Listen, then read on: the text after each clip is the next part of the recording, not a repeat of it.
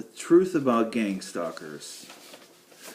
I live in one of the largest 3 cities in Michigan, but I've been gang stalked my entire life. Since I was a child, these guys told me when I was 5 years old that I was going to be murdered by their group. I also felt many different weird feelings when I was a child. As such, when I was taking a nap and it felt like fire was on my back. This also happened when I was like 5 or 6. And then they finally started talking to me when I was 35. And then I just was able to put everything together after talking with them, plus them giving me information. I was able to figure out that I've been monitored my entire life, and this is how it goes for most victims. They don't know they were victimized as a child. They have no idea that they have been targeted their whole life, and that's one of the only ways this type of gang stalking works, because they need to basically do a lot of the manipulation with your thoughts and thinking. They need to view it firsthand, and their weaponry is able to record this information, relay it back to them via microwaves, and they can basically record wherever you're at, whatever environment you're in. They can record anything audible. That's including any other voices that you're around.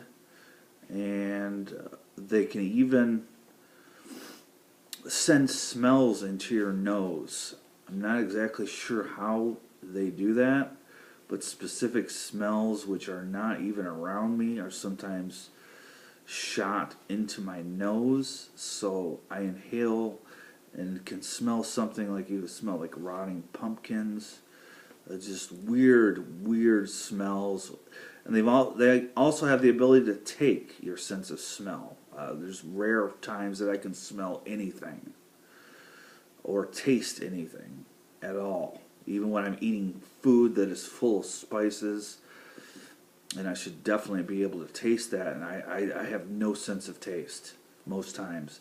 Every once in a while they'll let up and have me taste like the first bite of something, but other than that, you can barely taste anything.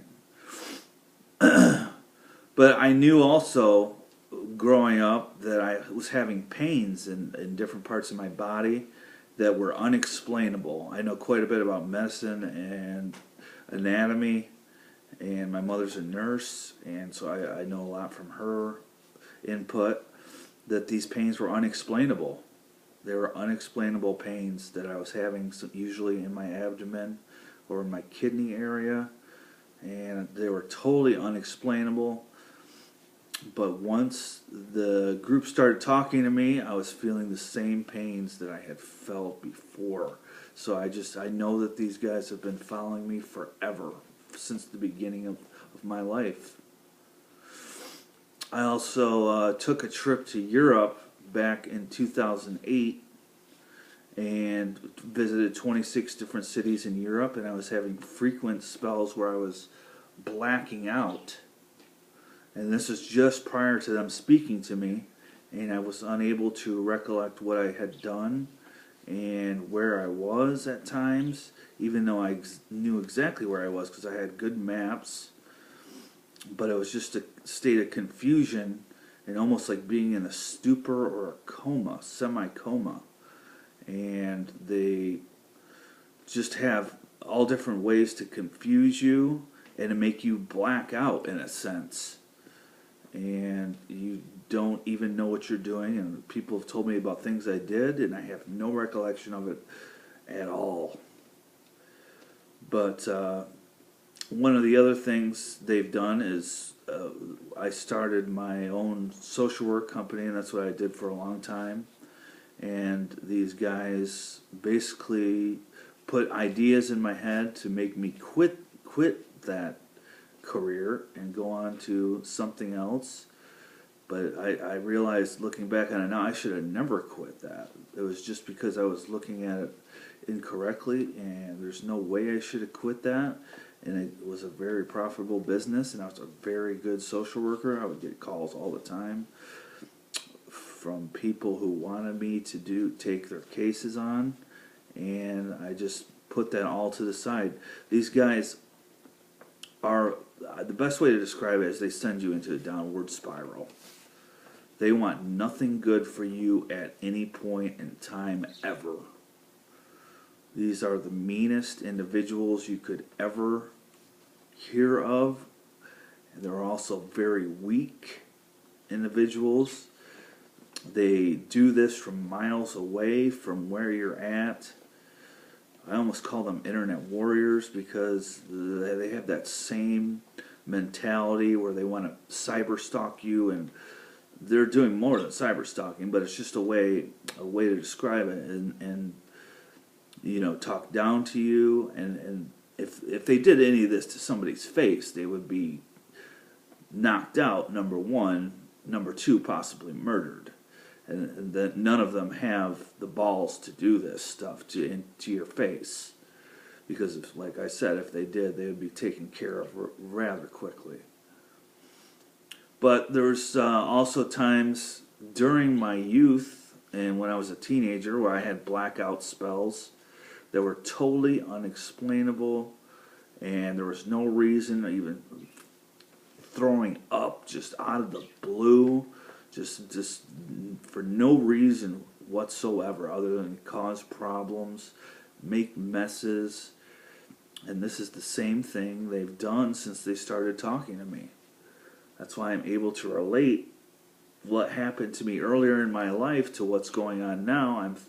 I'm 42 now, and these things happened when I was a teenager, when they were not talking to me, but they were obviously monitoring and intervening and trying to ruin my life even back then. They, since they've started talking to me, it's been a constant talking. There's been usually 2 to 3 individuals who talk to me all the time, 24 hours a day, 7 days a week, 365 days a year, including birthdays and all holidays. These guys must not have any family. Most of them are single, and just because they don't celebrate holidays at all, any of them. For some reason, they have all the time in the world to do this, and I have actually met these guys.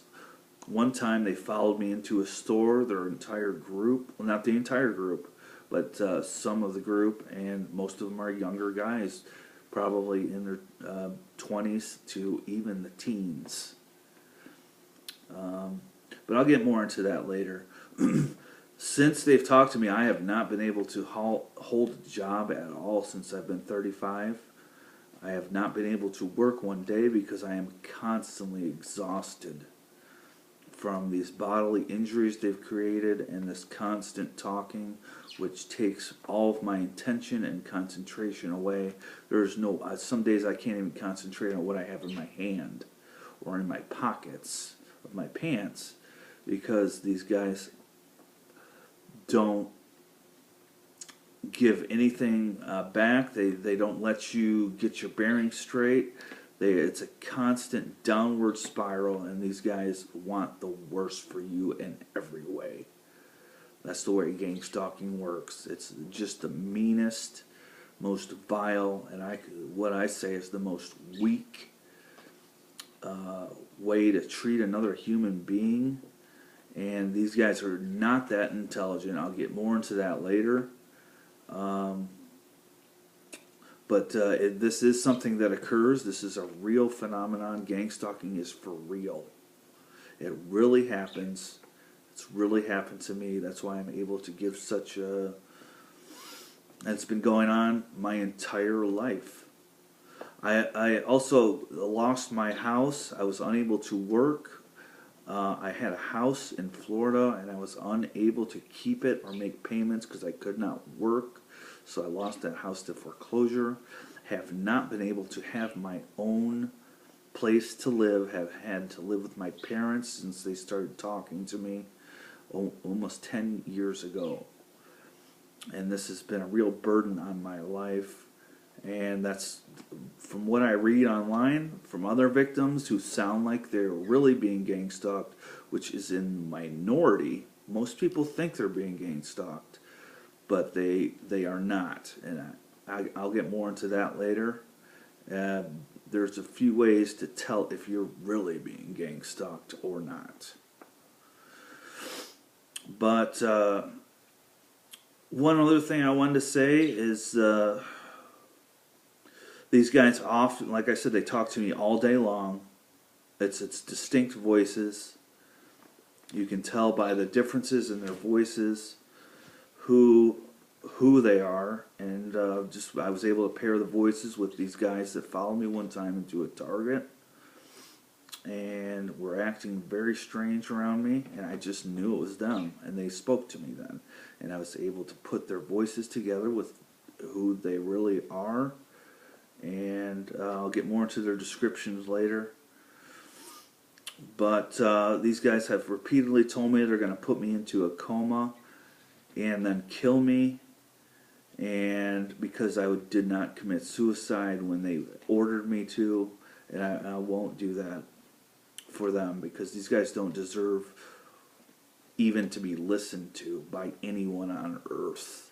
That's why most of them are single. They can't find any partners or spouses because they are severely stupid individuals, and then they would have to describe to their spouses at some point what they do and how they do it, and I'm going to get more into that later, why they never want to tell anybody that, because that's how bad it is. But the next video is going to deal with why I was chosen, and I'm going to get into that a little bit. So this is a kind of a short introductory video, and I'm going to be making several more. But thank you for tuning in, and I will post another video soon.